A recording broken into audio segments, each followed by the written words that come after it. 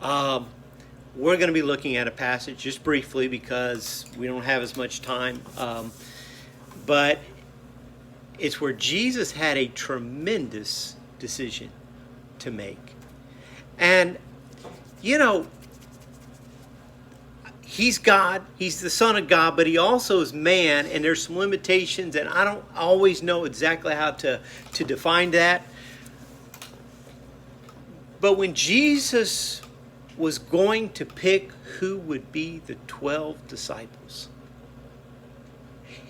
he didn't just know. It says in Luke 6, verse 12, one of those days, Jesus went out to a mountainside to pray and spent the night praying to God.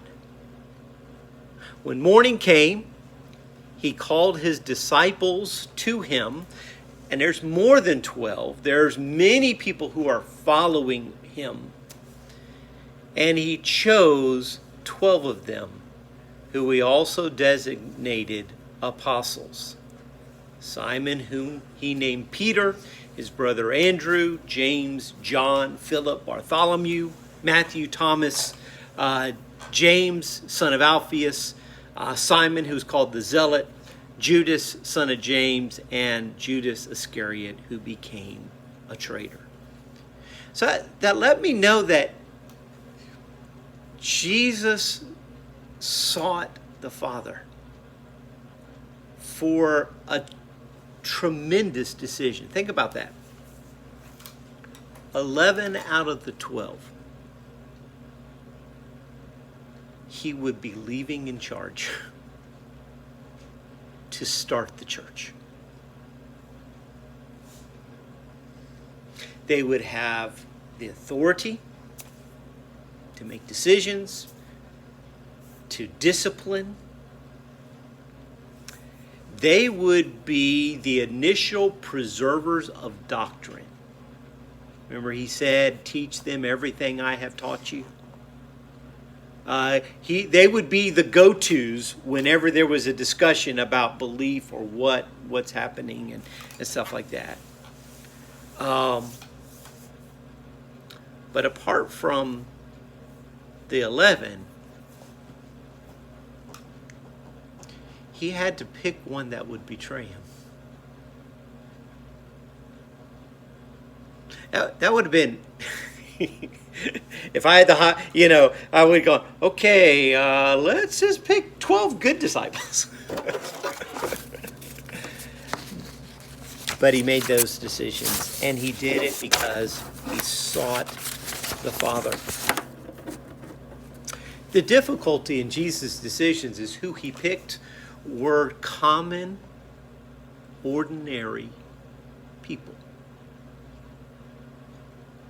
In fact, I would even say, if anything, they would be on the lower end of the economic, social order of things. I like what Paul says in 1 Corinthians 1, brothers, think of what you were when you were called. Not many of you were wise by human standards. Not many were influential. Not many were of noble birth. But God chose the foolish things of the world to shame the wise. God chose the weak things of the world to shame the strong. He chose the lowly things of this world and the despised things and the things that are not to nullify the things that are, so that no one can boast before him. We should never get to a place where we think, man, God's lucky to have me.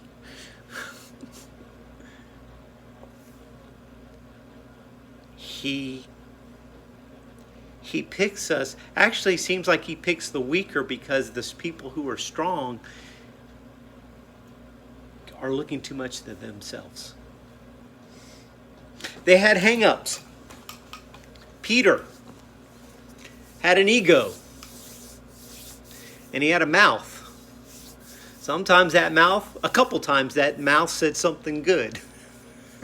Most of the time, it was something Jesus had to correct. But later on, that mouth would be used to preach.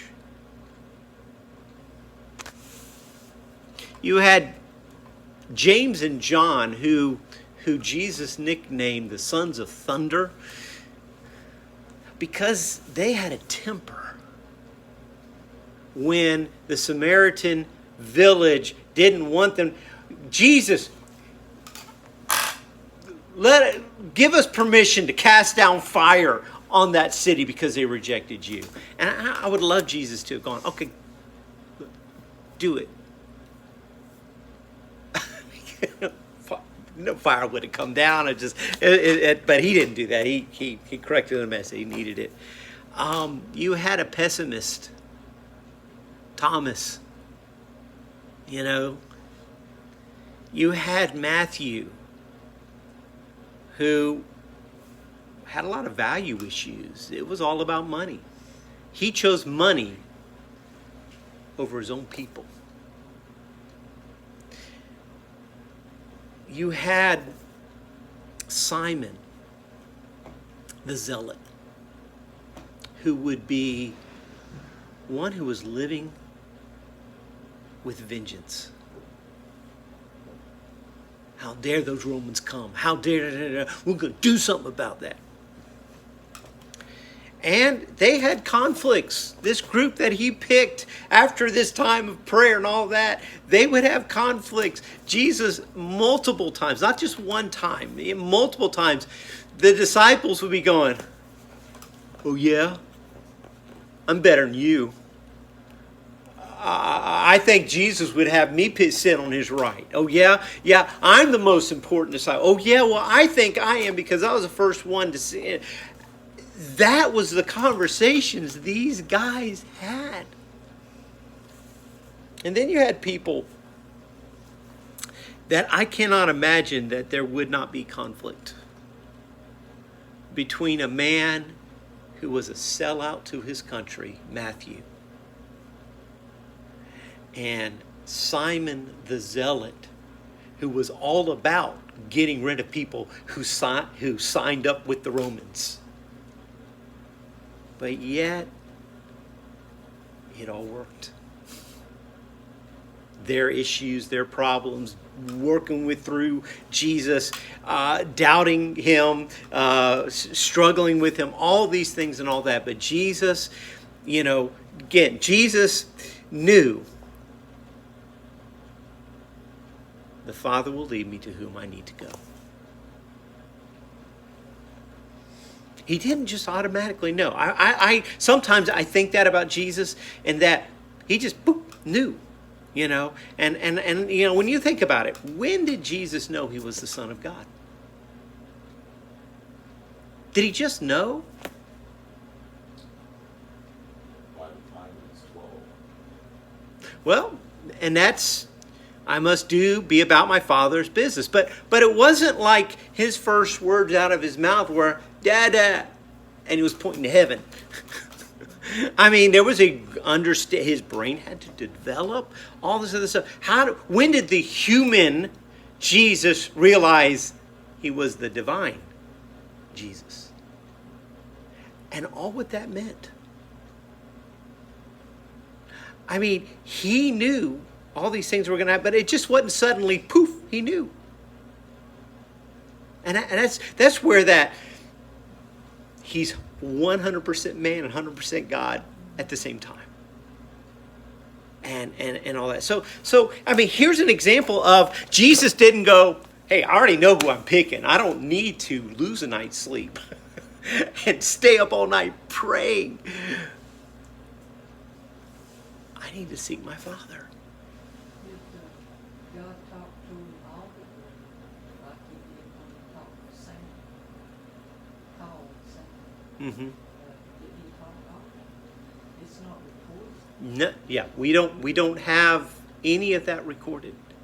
The only audibles that we know about are at his baptism and at the Mount of Transfiguration.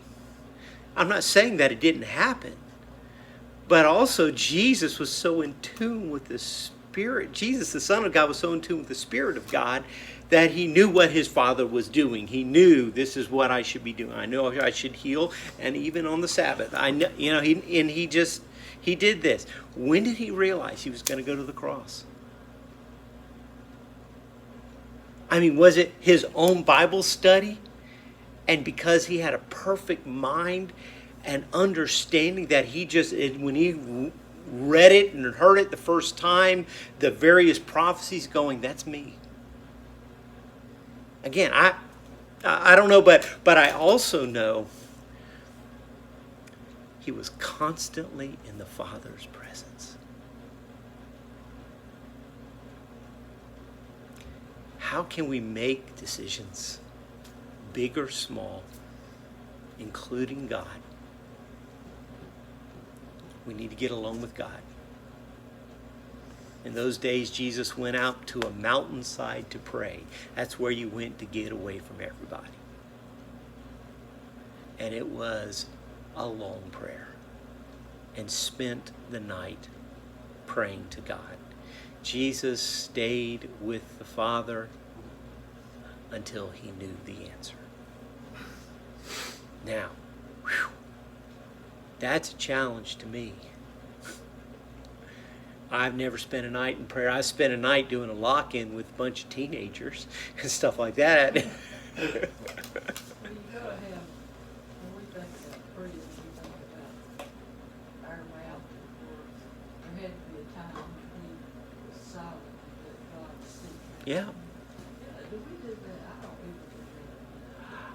It's when I get out into the woods and I walk and talk, most of my talking is, God, what do you want to talk about? It's being quiet to let him bring up what he wants to bring up. And you know what? 100% of the time, when he does, it's the most uncomfortable thing. It's like, no, I don't want to talk about that. Tell you what, let me give you a prayer list of 20 people and I'll just pray through that, okay? Because this is getting uncomfortable, God. You know what to bring up to me. Well, a lot of times it's ridiculous. Yeah, it is. Something that We don't like to get quiet with God and get alone with God. get in there and all of a sudden, this little thing just kind of hits you. Hmm. And you're like, oh, Yeah. Yeah. forgive me, God. Hmm. Yeah. So it's and how many times when we've had a big decision? Because I was looking at this, and then I was also looking at like what Paul would do when they would go back to the city to make leaders. They'd fast and pray. They seriously spent a lot of time. I'm not saying this has never happened, but have you known of a church that before they called a pastor, they spent time fasting? And a lot of time. I'm not saying they didn't pray, but God, this is so serious that we need to make sure we're calling the right man. I haven't heard of a church doing that. It's a good idea. You know, I do know that when a lot of times when this church has had times of prayer where they would come in, they're different at that time called deacons, but elders, and they would come a certain night and pray. It's particularly if we had a revival or something like that, you know, coming up. But yeah, next decision you make, ask this question: have I asked God?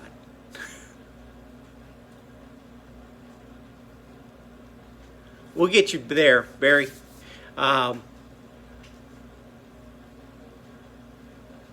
And will I stay in God's presence long enough to find the answer?